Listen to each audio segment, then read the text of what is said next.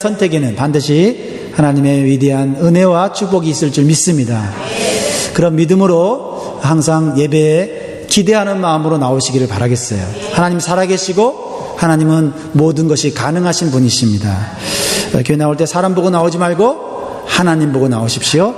우리 서로를 보면서 하나님 주신 말의 능력으로 축복하면 좋겠습니다. 하나님이 당신과 영원히 함께 계십니다. 우리 선포하겠습니다. 인사하겠습니다.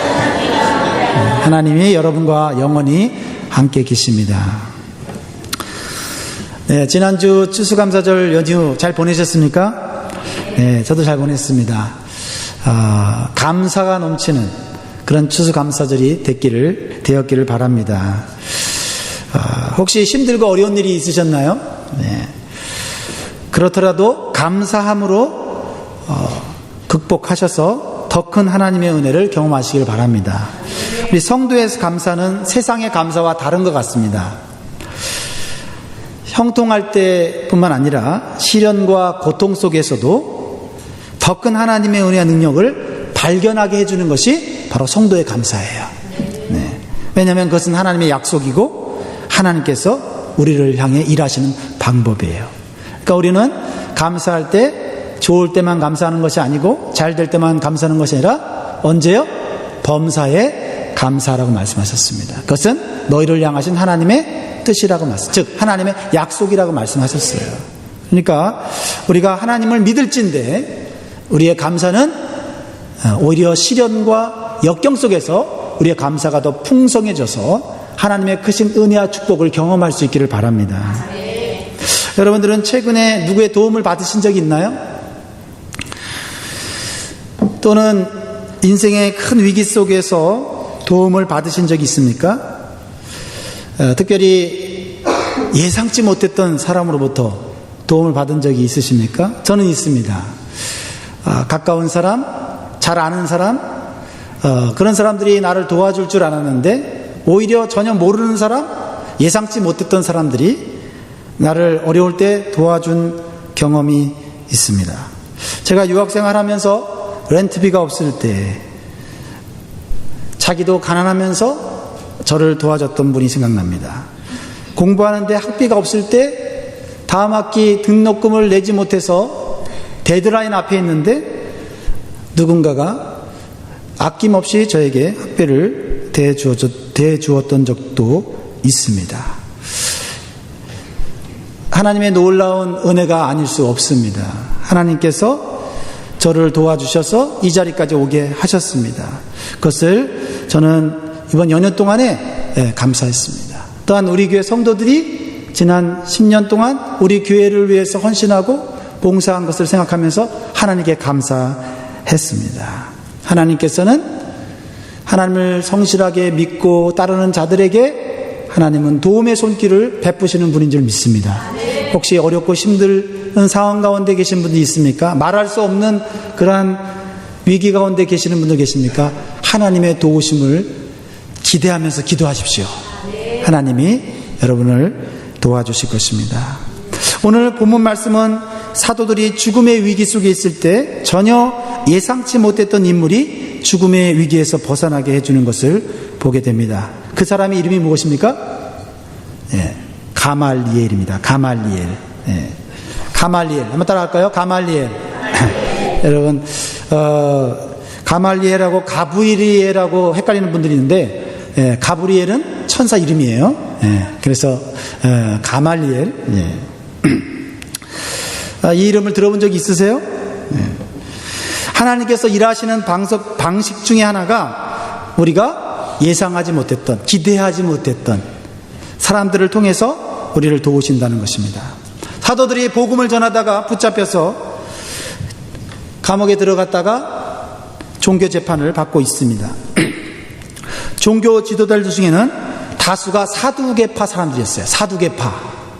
여러분들이 이제 성경을 읽으면서 특히 신학성경을 읽으면서 사두개파라고 하는 사람들을 맞닥뜨리게 될 것입니다. 이 사두개파 사람들은 당시 유대 사회의 정치, 경제를 좌지우지하면서 부와 권력을 누리는 특권층이었어요. 그런데 그들은 부활을 믿지 않는 사람들이었어요. 현실주의자였어요.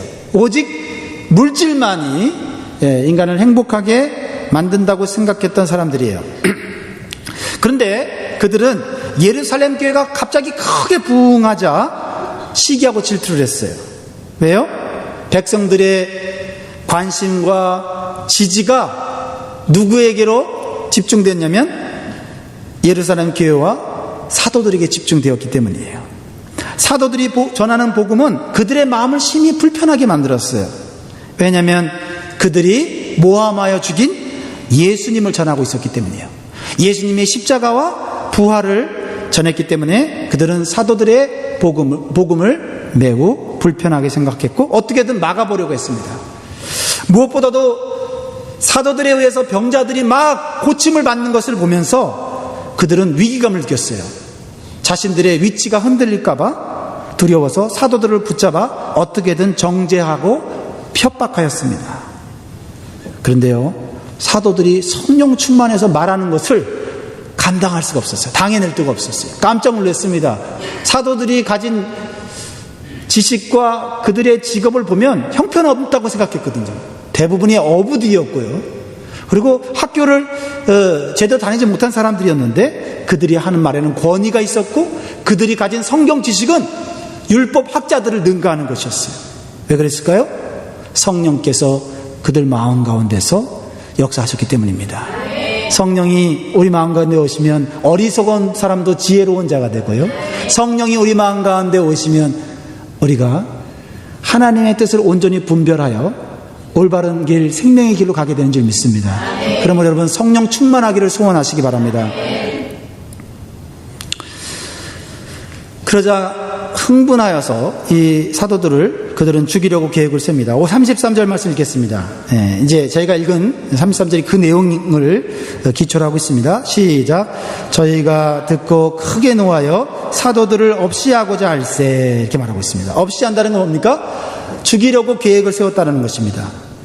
근데 이때 분노한 사두개파 종교 지도자들을 진정시키면서 사도들을 돕기 시작한 사람이 등장합니다. 그 사람이 가말리엘이에요. 가말리엘은 바리새파 사람으로서 율법학자로 백성들에게 존경을 받는 사람들이었습니다. 그리고 종교 지도자들도 존경하는 인물이어서 그의 의견을 함부로 무시할 수 없었어요. 여러분, 당시 바리새파는요, 유명한 두 개의 학파로 나눠져 있었어요. 좀 공부 좀 할까요? 하나의 학파는 샴마이, 랍비 샴마이를 중심으로 한 샴마이 학파가 있었고요. 그 다음에 힐렐, 랍비 힐렐이라고 하는 지도자를 중심으로 한 힐렐 학파가 있었어요. 이 가말리엘은 힐렐의 직계 손자였어요. 아마 가말리엘 하면 조금 익숙할 거예요. 이 가말리엘은 그 유명한 사도 바울의 율법 선생님이셨습니다. 이 가말리엘에 대해서 사람들이 이렇게 평가를 했어요. 그는 율법의 아름다움이다. 왜냐면요, 그 사람은 율법을 잘 가르쳤을 뿐만 아니라 그 율법대로 살았던 사람이에요. 그래서 사람들이 존경을 했어요. 그가 죽었을 때 사람들은 애도하면서 이렇게 말했다고 합니다. 율법의 영광이 떠났고 율법의 순수함과 거룩함이 사라졌다 말할 정도였다라는 것입니다. 여러분, 우리가 율법하면 우리 기독교인들의 인식에 율법은 나쁜 거, 죄를 밝히는 거, 이런 정도로 생각하는 분들도 계십니다. 그러나 율법은 하나님이 주신 말씀이에요. 모세에게 주셔서 이스라엘 백성들이 하나님을 경외하고 하나님을 어떻게 예배해야 되는지, 또 사람과의 인간관계를 어떻게 해야 되는지를 가르쳐준 하나님의 말씀이에요. 그래서 율법을 제대로 배우고 실천하는 사람은 하나님을 알 수밖에 없고 하나님을 경외할 수밖에 없다라는 것입니다. 가말리엘은 하나님을 두려워하는 사람이었어요. 이것이 중요합니다. 사도들을 돕게 된 이유가 뭐냐? 사도들을 직접적으로 지지하거나 사도들이 하는 말을 믿고 인정했기 때문이 아니라 사도들을 돕게 된 이유가 하나님을 두려워했기 때문에 그렇다는 것입니다. 그럼 예수 믿는 사람 아니었어요. 그러나 하나님을 두려워하는 마음 때문에 사도들이 전하는 구원의 복음을 통해서 교회가 부흥하고 병든 자들이 낫는 이런 기적을 보면서 하나님이 역사하고 계시다는 것을 그 마음 가운데 느낄 수 있었어요. 그래서 함부로 사도들의 가르침과 교회의 부흥을 평가할 수 없었어요. 그래서 흥분한 사두개파 종교 지도자들에게 가말리엘은 이렇게 얘기를 합니다. 34절로 35절이에요. 같이 읽겠습니다. 시작. 바리새인 가말리엘은 교법사로 모든 백성에게 존경을 받는 자라. 공회 중에 일어나 명하여 사도들을 잠깐 밖에 나가게 하고 말하되 이스라엘 사람들아 너희가 이 사람들에게 대하여 어떻게 하려는 것을 조심하라 이렇게 말하고 있어요. 조심하라고 말했어요. 누가 사람들에 대해서 평가하거나 사람들에 대해서 정죄하거나 또 사람들을 때로 판단해서 그들을 고통 가운데 들어가게 할 때 조심해야 된다는 거예요. 네. 왜요? 그 사람들 때문이 아니라 하나님이 살아계시고 하나님이 보고 계시기 때문인 거예요. 그러나 하나님을 두려워하지 않는 사람은 마귀에게 이용당하고 결국 죄의 종이 되어 죄악에 끌려다니는 인생을 살아가게 됩니다. 그러나 반대로 하나님을 두려워하는 사람은 하나님께서 선한 일에 그 인생을 사용하십니다. 그리고 구원과 진리 가운데로 이끌어 주시는 것이에요. 여러분, 우리가 어떠한 사건을 평가하고 어떤 사람을 평가하고 때로는 어떤 교회를 평가하고 할 때 우리가 생각해야 되는 것은 누구를 생각해야 돼요? 하나님을 생각해야 돼요. 하나님이 어떻게 생각하실까? 내가 보기에는 분명히 죄를 졌고 내가 보기에는 분명히 잘못됐다고 생각이 들지라도 하나님은 어떻게 생각하실까? 하나님은 그러한 사람을 올바른 길로 인도하시는 줄 믿습니다. 사도들이 죽음의 위기에서 구원받게 된 것이 바로 가말리엘 때문이었다는 거예요. 존경받고 인정받는 종교 지도자였는데 그는 하나님을 두려워했기 때문에 아직 그는 기독교에 대해서 잘 몰라요. 교회에 대해서 잘 몰라요. 사도들의 가르침에 대해서 잘 몰라요. 그런데 하나님을 두려워했기 때문에 사도들을 지켜보면서 그들을 보호했던 것을 보게 됩니다. 이스라엘의 악한 왕인 아합 시대에 위대한 엘리야가 있었어요. 그가 갈멜산에서 850명의 이방 선지자들과 목숨을 건 대결을 하는 거예요. 그때 당시 이스라엘 백성들은요, 하나님을 믿으면서도 우상을 섬기는 매우 영적으로 타락하고 도덕적으로 타락한 삶을 살았어요. 엘리야 한 사람, 이 한 사람만 하나님의 뜻을 알아 하나님의 말씀을 전파하면서 이방 선지자들과 싸웠어요. 어느 날 갈멜 산상 위에서 이 850대 1로 싸우는 거예요. 뭐 주먹으로 싸우는 거 아니고 각자 믿는 신에게 기도해서 하늘에서 불이 내리는 신이 참신이다 이렇게 해서 대결을 했는데요. 열왕기상 19장이 나와요. 읽어보세요. 다 설명할 수는 없고 이방 선지자 850명이 그렇게 기도하면서 부르짖었는데도 하늘에서 뭐가 내리지 않아요? 불이 내리지 않았어요. 그런데 나약한 사람 한 사람, 이 엘리야가 여호와 하나님이시여, 하나님이 살아계신 것을 이 모든 사람에게 보여달라고 하나님의 살아계심을 믿고 있는, 하나님을 두려워하는 이 하나님의 사람이 부르짖었을 때 하늘에서 불이 내려서 그 제단을 태웠다고 말씀하고 있어요. 그 일로 인해서 850명의 이방 선지자들은 지게 되었고 결국은 목숨을 잃게 되었어요. 그러나 엘리야는 금세 또 힘을 잃고 말았어요. 왜냐하면 나 혼자서 계속해서 이런 우상들과 싸워야 할 생각을 하니까 힘이 빠졌어요. 거기다가 아주 무시무시한 여자, 누구죠? 아하 왕의 부인인 이세벨이 내가 너를 가만두지 않겠다 하는 그 여자의 말이 얼마나 무서웠던지. 남자들하고 싸울 때는 하나도 안 무서웠는데 여자가 한마디로 그냥 눈을 쫙 째려보면서 내가 너를 가만히 두지 않겠다 하니까 이 엘리야 남자가 그냥 확 다운돼 버렸어요. 그래갖고 하나님 앞에 기도를 합니다. 하나님, 나 혼자서 홀로 싸우는 것이 너무 버겁고 힘듭니다. 나 혼자서 하나님의 사역을 감당하는 것이 너무 힘이 듭니다. 그랬더니 하나님께서 뭐라고 말씀하셨어요? 성경에 안 나오는데요. 웃기지 마라. 이거 성경에 안 나와요. 웃기지 마라. 너 혼자 있는 것 같지? 아니야.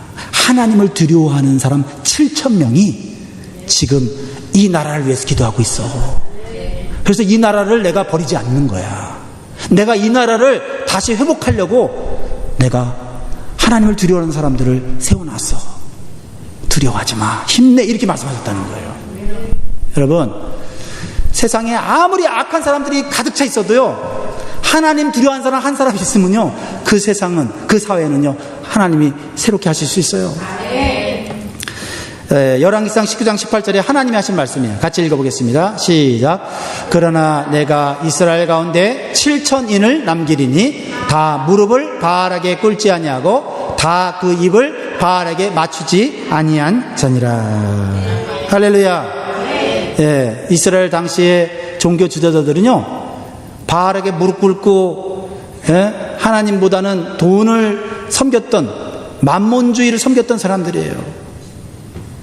사도들 12명이 싸우기에는 힘과 권력과 부에서 질 수밖에 없는 상황이에요. 그러나 하나님께서는 하나님을 두려워하는 사람을 통해서 사도들을 보호하셨습니다. 그렇습니다. 하나님은 세상과 사람을 두려워하지 않고 하나님을 경외하는 자를 통해서 하나님의 사람들을 도울 뿐만 아니라 하나님의 일을 착착착 이루어 가시는 거예요. 그러니까 여러분, 실망하고 낙심하지 마세요. 아유, 내가 나 혼자 열심히 예수 믿는다고 해서 우리 가정이 세워질까? 이렇게 낙심하지 마세요. 여러분 한 사람으로 말미암아 여러분 가정이, 여러분 가문이 하나님의 놀라운 축복으로 아름다운 가정이 될 줄 믿습니다. 죽음의 위기 속에 있던 사도들에게 가말리엘은 하나님께서 사용하시는 선한 도구였어요. 가말리엘은 두 가지 예를 듭니다. 두 가지 예를 들면서 신중하게 판단할 것을 흥분한 종교 지도자들에게 말했습니다. 그 예가 드다와 갈릴리 유다의 예죠. 드다라는 사람은 어떤 사람이냐면, 내가 하나님께서 보내신 메시아다, 내가 이스라엘을 구원하러 왔다, 이렇게 얘기했던 사람이에요. 그런데 사람들이 그를 따르다가 그 사람이 죽고 나니까 흩어지고 말았어요.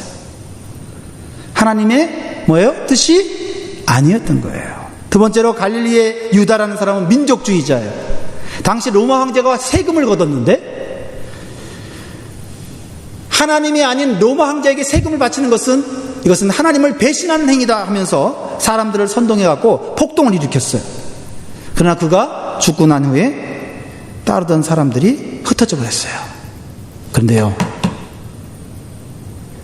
이 가말리엘이 가만히 보니까 예수라는 사람이 죽었는데, 예수라는 사람이 죽을 때는 사람들이 막 흩어졌어요.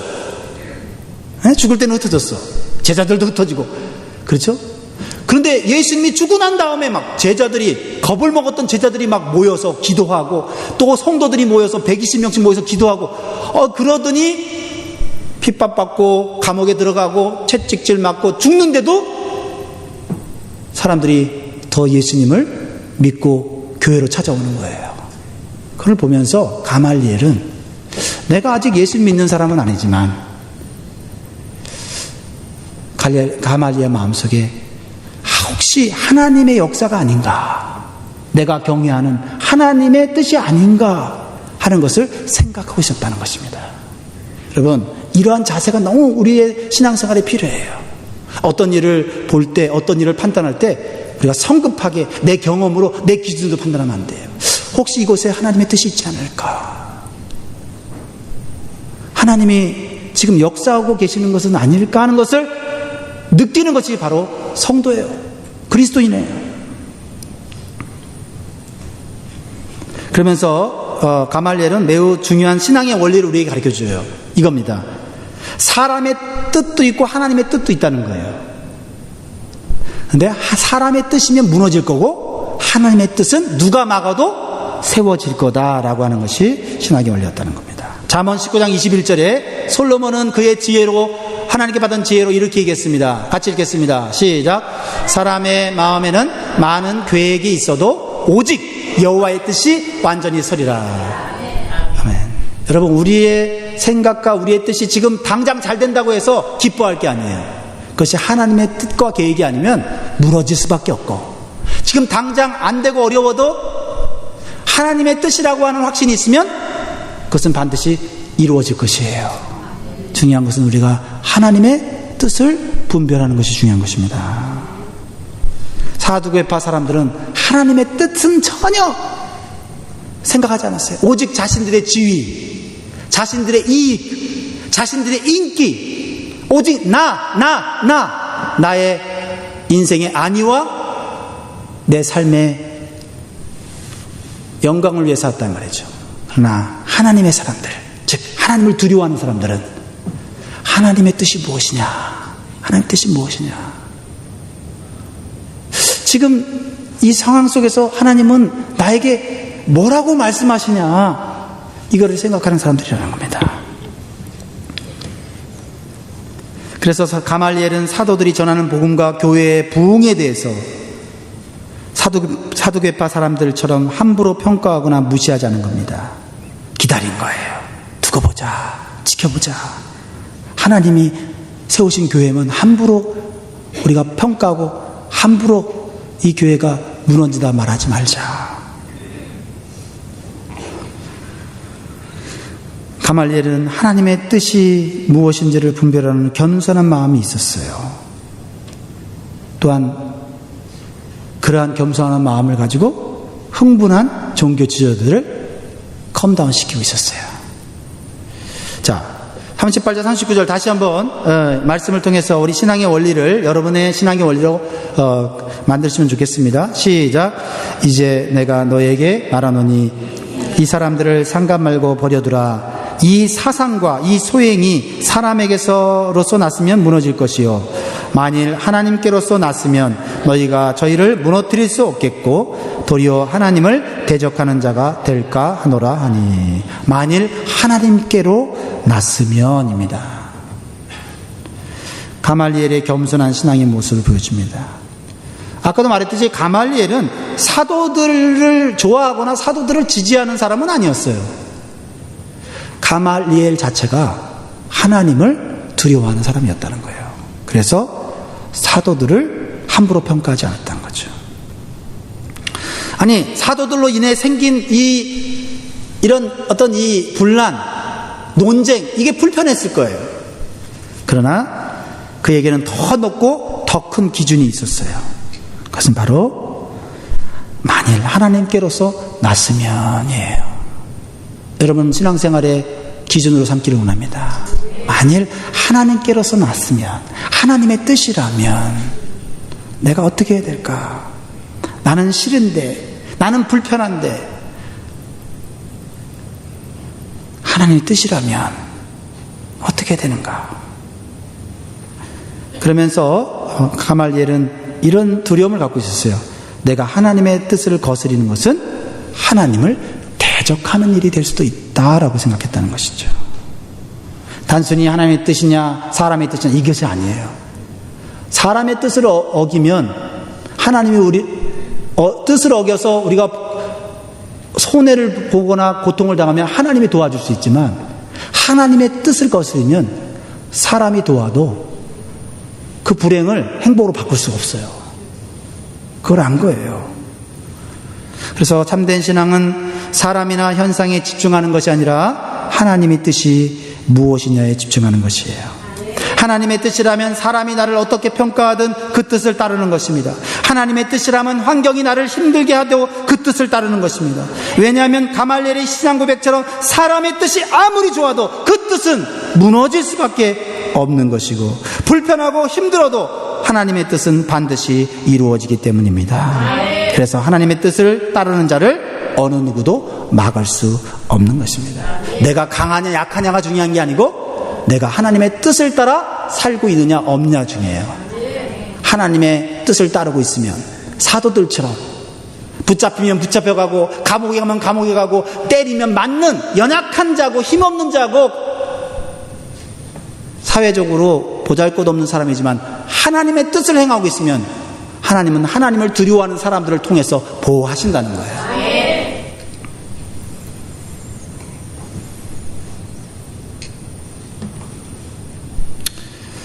하나님은 하나님의 뜻을 가장 귀하게 여기는 사람들을 통해서 오늘날도 하나님은 위대한 일들을 이루어 가십니다.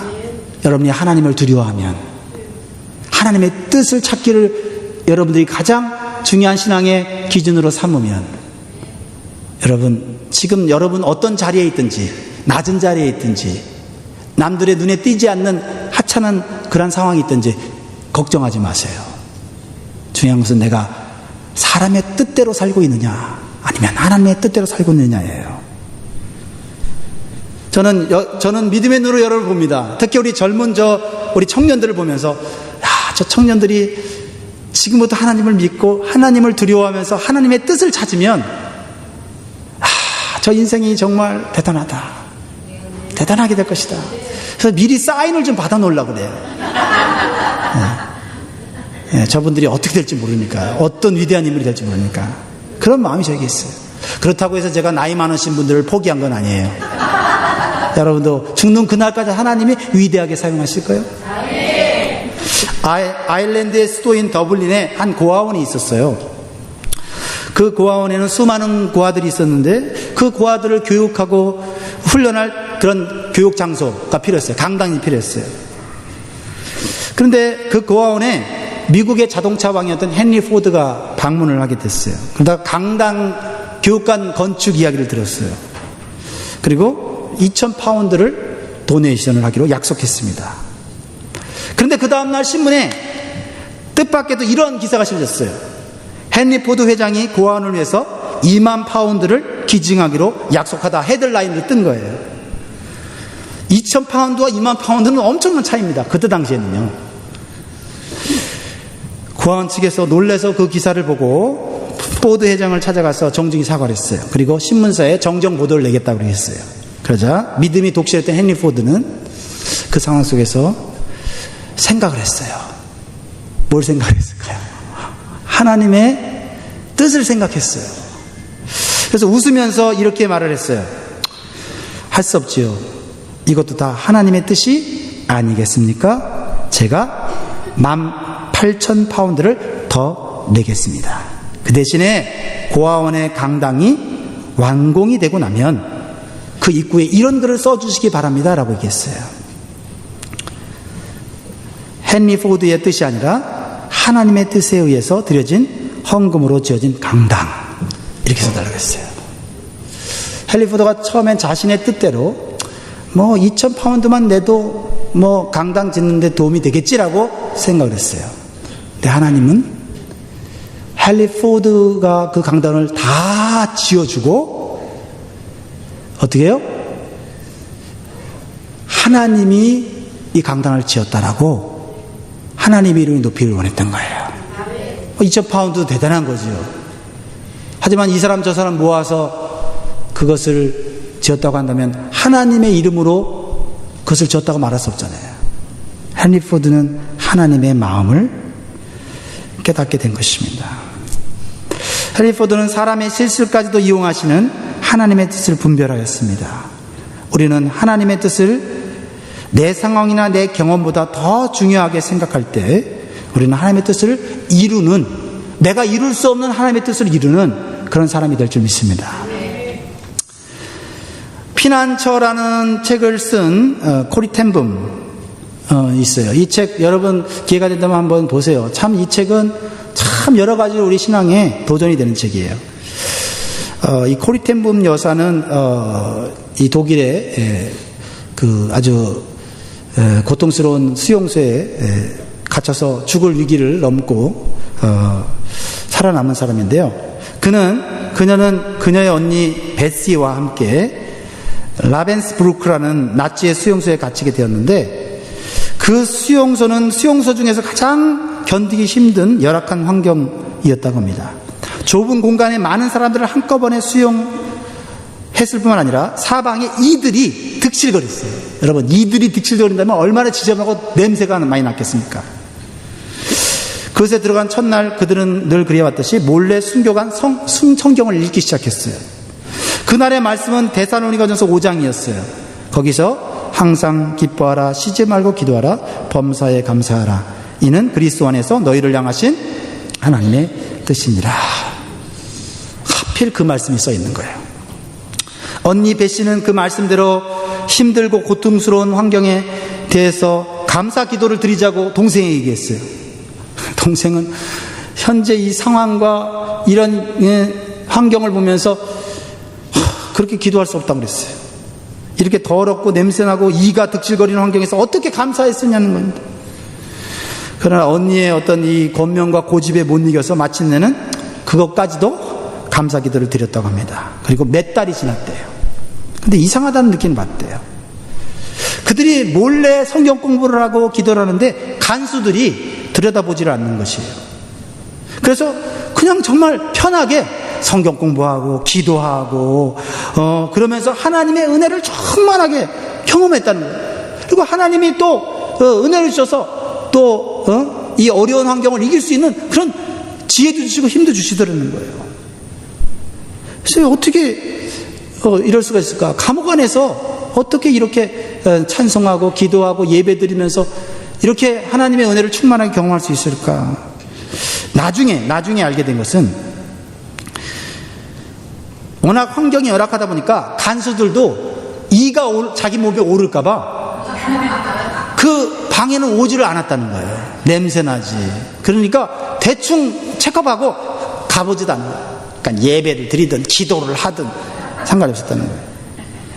그래서 육신적으로는 환경적으로는 고통스러운 거였지만 영적으로는 하나님과 더 가까워지고 강한 믿음으로 그 감옥 생활을 이기고 마침내 추록하여 피난처라는 위대한 간증책을 내어서 고통받고 핍박받는 그리스도인들이 큰 위로가 되었다고 합니다. 하나님의 뜻은 항상 좋은 환경에서만 이루어지는 것은 아닙니다. 좋은 환경이 하나님의 뜻이라고 여러분 단정짓지 않기를 바랍니다. 중요한 것은 하나님의 뜻을 따르려고 힘쓰면 나쁜 환경도 좋은 환경으로 변화되는 것입니다. 때때로 우리가 기도하면서 실수하는 것은 환경이 내가 원하는 대로 바뀌어야 하나님의 뜻이라고 생각하는 거예요. 또한 하나님의 일을 할 때 필요한 물질이나 시간적 여유가 생기면 하나님의 일을 하겠다고 하는 것입니다. 그것은 내 뜻이에요. 내가 하겠다는 거예요. 하나님이 할 수 있도록 우리는 어쩌면 내가 할 수 없는 불가능한 상황 속으로 들어가야 돼요. 성경을 자세히 읽어보면 하나님의 뜻은 오히려 불가능해 보이는 상황 속에서 그 뜻을 따르는 자들을 통해서 이루어지는 것입니다. 그러나 우리는 주의 일을 할 때 사실 불평하고 원망할 이유가 없어요.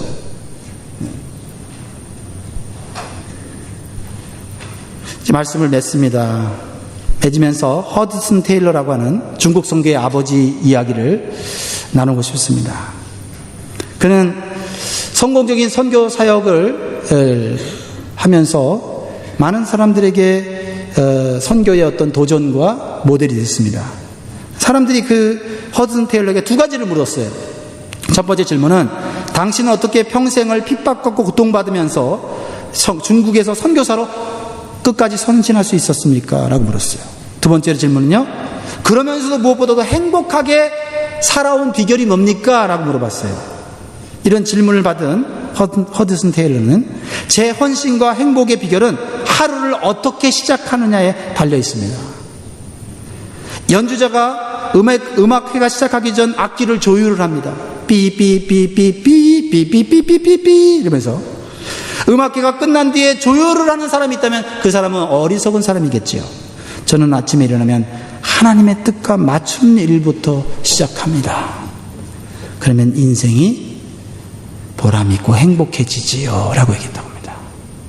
기도하겠습니다.